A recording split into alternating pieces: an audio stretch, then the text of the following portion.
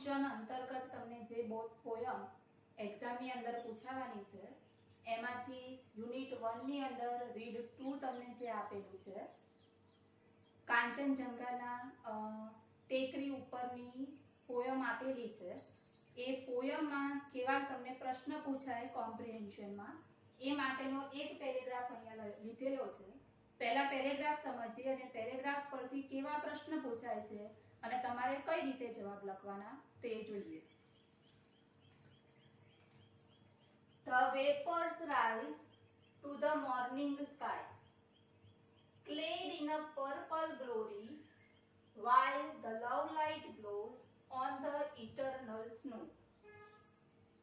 આગળ એનું જે શીર્ષક આપેલું છે પોયમનું એ પોયમના શીર્ષક પ્રમાણે કાંચનજંઘાની ટેકરી ઉપર જે સવાર થાય છે અને સવાર થતા જે તમને દ્રશ્ય દેખાય છે એનું વર્ણન અહીંયા કરેલું છે।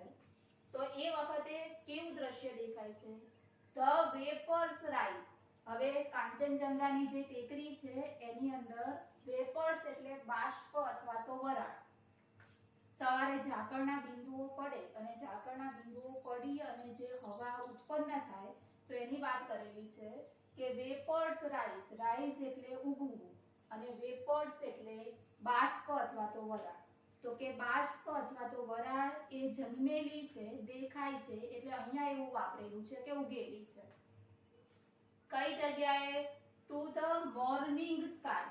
સવારનું જે આકાશ હોય એ સવારના આકાશમાં બાષ્પ ઉગેલી દેખાય છે। કઈ જગ્યાએ? તો કાંચનજંઘાની ટેકરી ઉપર।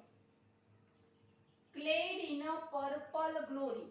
ક્લેડ એટલે કવર થયેલી છે, ઢંકાયેલી છે। શેનાથી ઢંકાયેલી છે? તો કે જ્યાં વરાળ જે ત્યાં ઉત્પન્ન થયેલી છે એ વરાળથી ઢંકાયેલી છે। કેવી દેખાય છે? પર્પલ કલરની। પર્પલ એટલે રીંગણ હોય, રીંગણનો જે ઉપરનું પડ હોય એનો કલર હોય, જાંબલી પણ ના કહી શકીએ અને તમે કાળા જેવું પણ ના કહી શકો, એ પર્પલ કલર। તો કે પર્પલ કલરની, કારણ કે સવારમાં જે રીતે આકાશ જોવા મળે છે તો કે આસમાની કલરનું હોય, સૂર્ય ઉગતો હોય તો એનો પ્રકાશ પડતો હોય, તો કે આખું આકાશ છે એ જાણે કે પર્પલ કલરથી ઢંકાયેલું છે એવું દેખાય છે।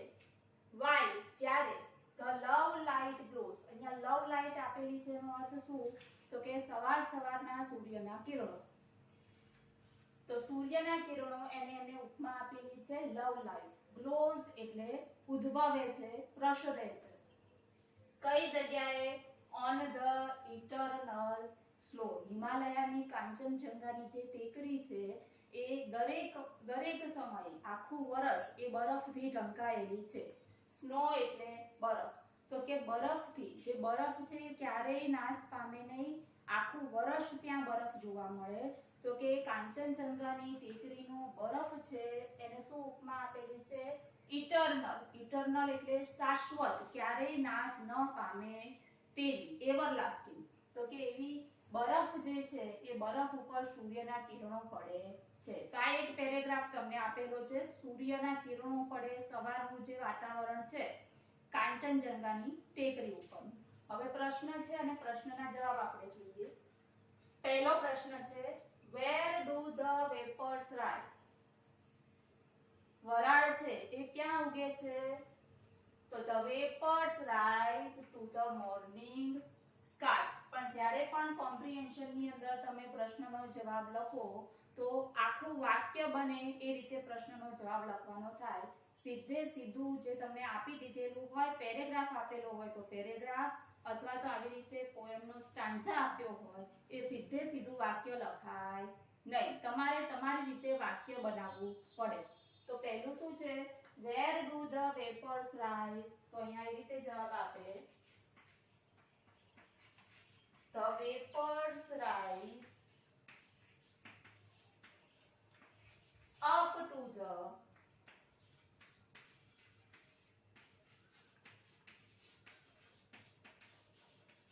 Morning sky.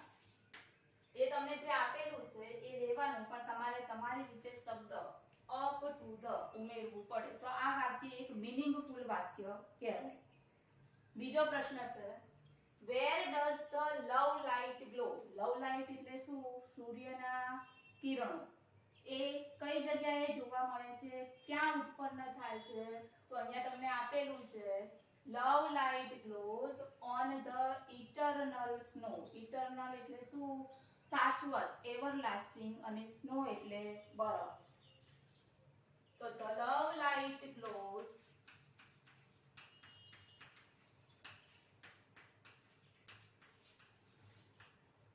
on the eternal snow.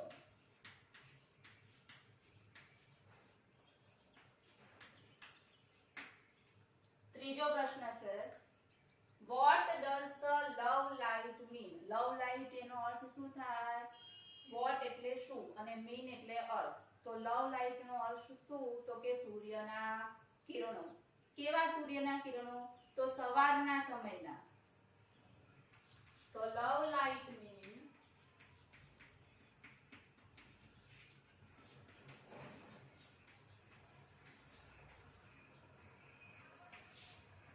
the sunlight of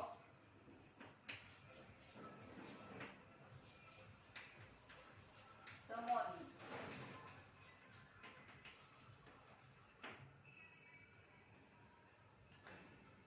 Sunlight અથવા તો rays. rays એટલે પણ કિરણો થાય. તો rays of sun એવું પણ લખી શકાય. પછી છે meaning of covered. covered એટલે ઢંકાયેલું છે. તો આ પેરેગ્રાફ આપેલો છે એમાં કયો શબ્દ છે કે જે આની સાથે અનુરૂપ છે? covered અહીંયા લખેલું છે ને clad. purple glory ઢંકાયેલું છે. તો the meaning of covered is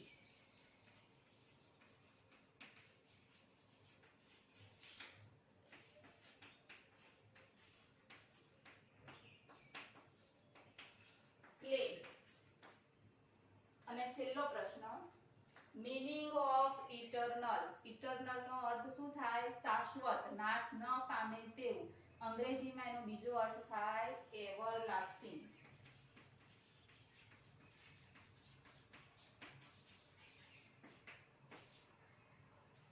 તો આવી રીતે તમને સ્ટાન્ઝા આપેલો હોય એટલે કે 4 કે 5 લીટીનો પોએમનો પેરેગ્રાફ આપેલો હોય એ સમજી અને તમારે પ્રશ્નના જવાબ લખવાના.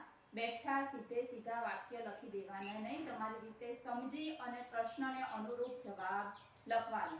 આ સિવાયના પોયમમાંથી બીજા ત્રીજો ચોથો જે સ્ટાન્ઝા છે એમાંથી કેવા પ્રશ્ન પૂછાય અને પ્રશ્નના જવાબ તમારે કઈ રીતે લખવાના એની